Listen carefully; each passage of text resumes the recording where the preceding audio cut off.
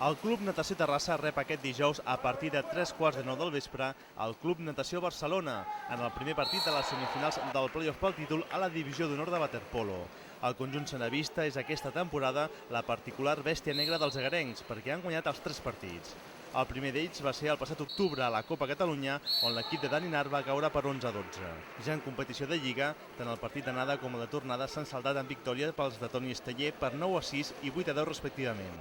Toca guanyar aquest dijous per anar amb avantatge a Barcelona i tot passa per aturar el letal contraatac dels barcelonins.